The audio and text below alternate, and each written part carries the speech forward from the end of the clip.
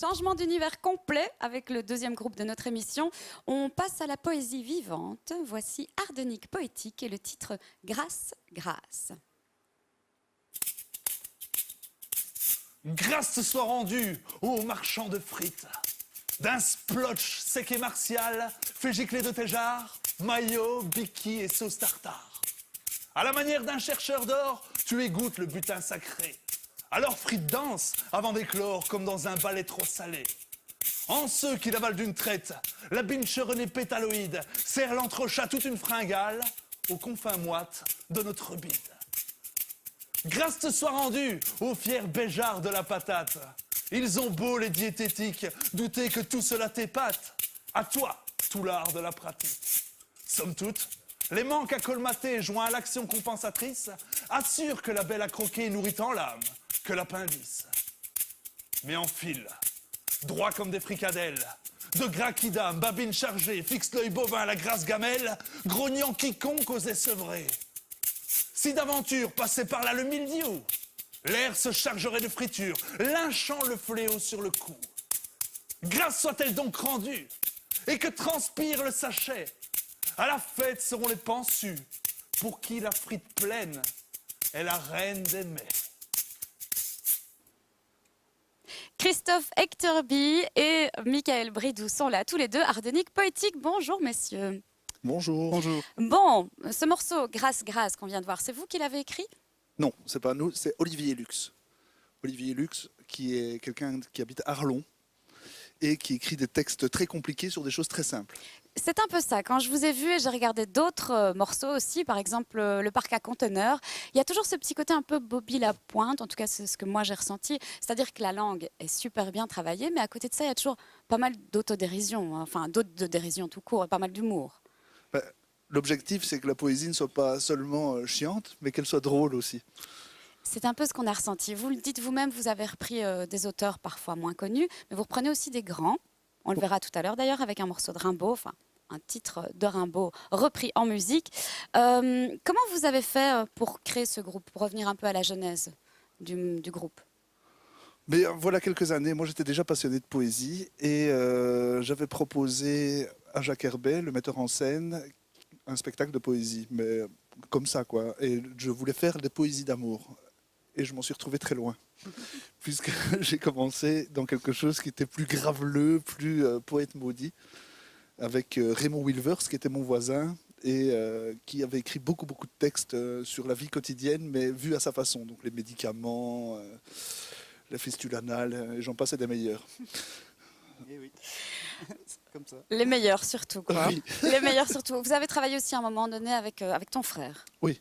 Tout seul à ce moment-là, tu n'étais pas encore Non, là. c'était Bruno qui faisait ce que je fais maintenant. D'accord. Voilà. Par rapport à la musique, justement, pour parler un peu de toi, alors, comment on compose sur de la poésie? Comment on en arrive à faire ça? Comment on fait le choix aussi des instruments? Eh bien, on travaille en bonne relation avec... je peux t'appeler Bill? Ça ne te dérange pas?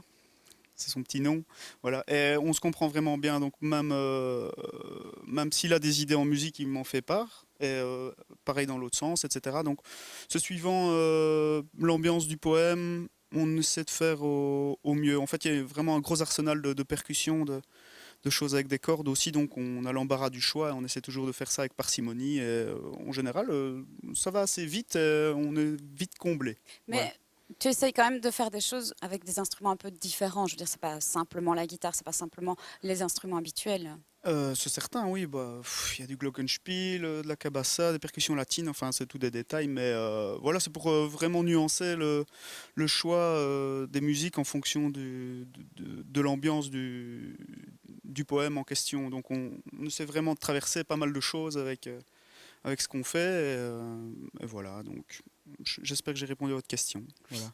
Alors Bill, tu le disais, la poésie, ça peut être chiant. C'est le mot que tu as utilisé. Et justement, je trouve qu'à la base, c'est quand même un projet un peu fou, Ardenique Poétique. Ça aurait pu être quelque chose de redondant, de rébarbatif. Et pourtant, le public a apprécié, ça a rencontré assez vite un vif succès. Je sais que j'ai vu passer le Festival des Voûtes à Paris, j'ai vu le Festival Off d'Avignon. L'Entrepôt aussi, ici, vous a permis de jouer en première partie de Moderne Cubisme de Jean-Luc Demeyer, c'est-à-dire Monsieur Fronte de 4-2. c'est quand même pas mal. Vous attendiez à ce que ça fonctionne comme ça dès le début? Non, pas du tout. Parce qu'en fait, on avait fait un spectacle uniquement pour le Centre culturel de Bertry.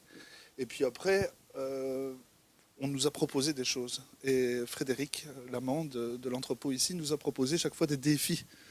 Par rapport l'année dernière, enfin l'année avant, on avait fait The Listener, un groupe de métal américain, métal poétique.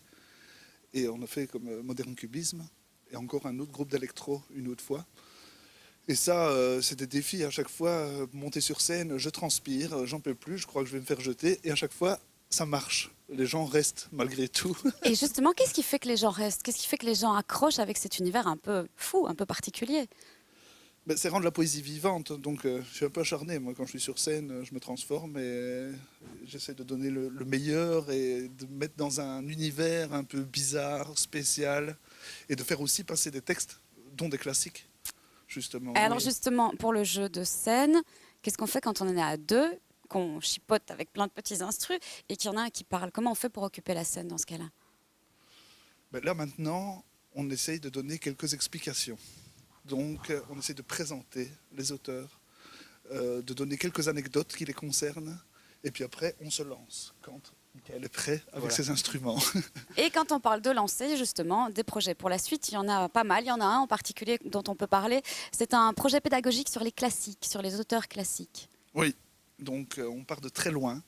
On part de 2170 avant Jésus-Christ, en poésie chinoise. On passe par Ronsard. Ça existe, ça, la poésie chinoise? Ah oui, Oui, ça tout à fait, existe, la poésie chinoise. Et puis, on a l'impression qu'ils étaient très à l'avance sur nous, en tout cas au niveau poétique. En passant par Ronsard, en passant par Apollinaire, on essaie de faire un peu une vue générale de ce qu'est la poésie, mais en rendant ça vivant. Donc en donnant envie d'aller relire des auteurs classiques, mais aussi, quand on a un emmerde ou quand on a un bonheur, peut-être d'écrire une petite poésie. Et ça va être un projet pédagogique en soi. Ça va être présenté dans des écoles, alors? C'est pour les écoles et les bibliothèques, oui. Et ça va être enregistré peut-être sur un format quelconque ou pas? Non, C'est quelque une chose bonne qu'on idée, ça. pourrait trouver ou pas? Bah, à mon avis, oui, hein, pour vendre la chose. Je à mon viens de avis, on va donner l'idée, devoir en fait. Oui, mais Ah ben voilà. en général, on fait toujours comme ça de toute façon. On avait déjà fait des petits clips promotionnels pour ce qu'on avait fait de nouveau, etc. Donc voilà, à mon avis, on va faire ça, oui. C'est une bonne idée. Eh bien, en D'ailleurs, tout on va cas, dire qu'on l'a déjà fait, en fait.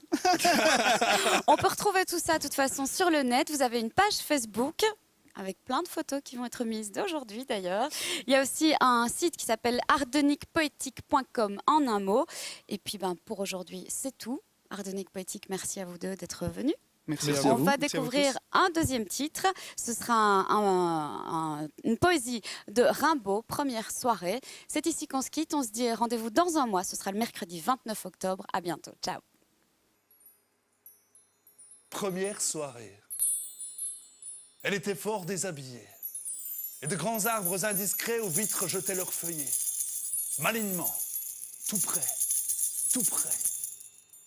Assise sur ma grande chaise, mi-nue, elle joignait les mains. Sur le plancher, frissonnant d'aise, ses petits pieds, si fins, si fins. Je regardais, couleur de cire, un rayon buissonnier papillonnant dans son sourire et sur son sein. Mouche au rosier. Je baisais ses fines chevilles. Elle eut un rire doux et brutal qui s'égrenait en claireterie, un joli rire de cristal. Les petits pieds sous la chemise se sauvèrent. Veux-tu finir? La première audace permise, le rire feignait de punir. Pauvret, palpitant sous ma lèvre, je baisais doucement ses yeux. Elle jeta sa tête mièvre en arrière. Oh, c'est encore mieux, monsieur, j'ai quelque chose à te dire. Je lui jetai le reste au sein, dans un baiser qui la fit rire, d'un bon rire qui voulait bien. Elle était fort déshabillée, et de grands arbres indiscrets aux vitres jetaient leurs feuillets. Malinement, tout près, tout près.